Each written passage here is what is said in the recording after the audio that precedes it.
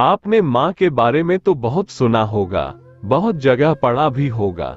माँ के लिए अच्छी अच्छी हिंदी कहानियां लिखी गई है, लेकिन पिता के बारे में बहुत कम ही लिखा गया है। तो दोस्तों, ये हार्ट टचिंग स्टोरी उन फादर्स को समर्पित है जो अपने परिवार के लिए जी जान से काम करते हैं, खुद की इच्छाओं को मारकर अपने बच्चों के सपनों को पूरा करते हैं। ये स्टोरी शुरू होती है जब मैं घर से गुस्से में बड़बड़ाते हुए निकल आया था और बस स्टैंड की तरफ आगे बढ़ने लगा। मैं मन ही मन बड़बड़ा रहा था, पता नहीं कितने पैसे छुपा के रखे हैं, लेकिन मेरे लिए एक बाइक नहीं ले सकते। अब मैं यहाँ से चला जाऊंगा और तब तक वापस नहीं आऊंगा जब तक मैं खुद के पैसों से बाइक नहीं खरीद लेता। इतना सोच ही रहा था तभी मेरे पैर में मुझे कुछ चुभने का एहसास हुआ। नीचे देखा तो समझ आया कि जल्दबाजी में पापा के जूते पहन आया हूँ। उन जूतों में कील उभरी हुई थी जो मेरे पैर में बार बार घाव किए जा रही थी, लेकिन उस समय गुस्सा अधिक था तो मैं बड़बड़ाते हुए आगे बढ़ गया। एकाएक मुझे याद आया कि मैं पापा का पर्स भी साथ ले आया हूँ। मेरे खुराफाती दिमाग में एक ख्याल आया, क्यों ना आज पापा का पर्स चेक किया जाए, जिसे आज तक उन्होंने किसी को हाथ तक नहीं लगाने दिया था। पता नहीं कौन सा खजाना छुपा है इस पर्स में जो किसी को हाथ नहीं लगाने देते थे। जब मैंने पापा का वो पुराना पर्स खोल कर देखा तो उसमें पैसे तो नहीं मिले, लेकिन पैसों की जगह पर एक डायरी रखी हुई थी। तब मैंने सोचा, ओह, तो यहाँ खजाना छुपा रखा है। मैं समझ रहा था कि यहाँ पापा ने लिखा होगा कि किससे कितने पैसे लेने हैं और किसको कितने पैसे दिए हैं, लेकिन मैं गलत था।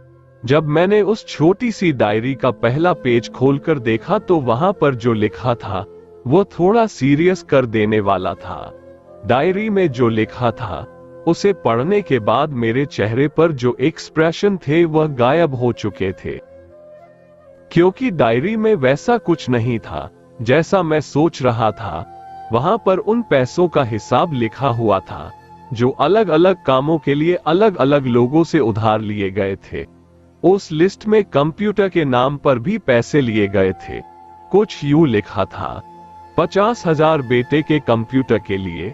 यह वही कंप्यूटर था जिसे मैं आज तक यूज कर रहा हूं, लेकिन मुझे ये पता नहीं था उस कंप्यूटर को खरीदने के लिए पैसे कहां से आए थे, लेकिन आज पता चल रहा था।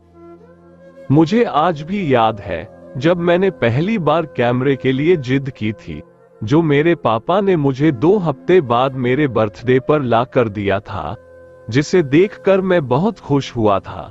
और मुझे खुश देखकर मुझसे कहीं ज्यादा अगर कोई खुश था तो वह थे पापा।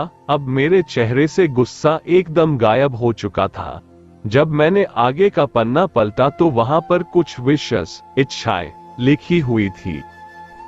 पहली जो विश थी उसमें जो लिखा हुआ था, अच्छे जूते पहनना। ये बात मेरी कुछ समझ नहीं आई। तभी मेरा पांव अचानक सड़क पर भरे हुए पानी पर जा पड़ा और तभी मेरे पांव में कुछ गीलीपन होने का एहसास हुआ।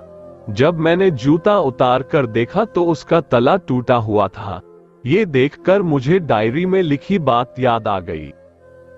तभी मुझे माँ पापा की कही बातें भी याद आ रही थी कि कैसे माँ जब कहा करती थी पापा से, अब तो जूते पुराने हो गए, नए ले लीजिए, तो पापा अक्सर यह कहकर टाल दिया करते थे, जूते अभी और चलेंगे, अभी कुछ दिन पहले तो लिए थे। मुझे आज समझ आ रहा था कि कितने दिन और चलेंगे। साथ ही साथ ये भी समझ आ रहा था कि पापा पर्स को क्यों छुपा कर रखते थे। तभी उस डायरी को पढ़ते हुए बस स्टैंड पर पड़ी बेंच पर आकर बैठ गया। अब उस डायरी का आखिरी पन्ना बचा हुआ था।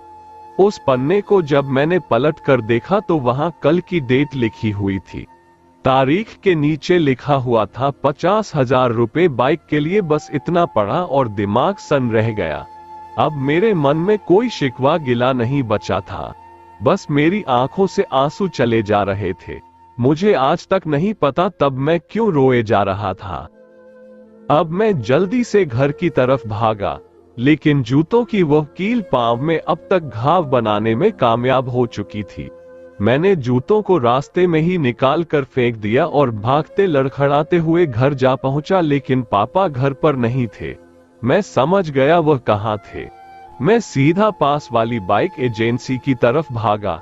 पता नहीं आज कहां से इतनी ताकत आ गई थी कि मैं भागते हुए थक नहीं रहा था, और वह भी बिना जूतों के नंगे पैर।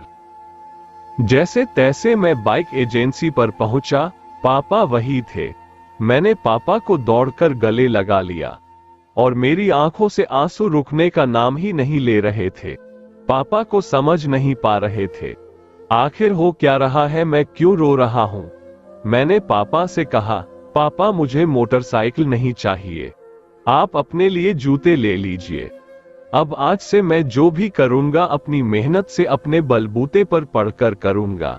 दोस्तों, बस इतनी सी थी ये कहानी।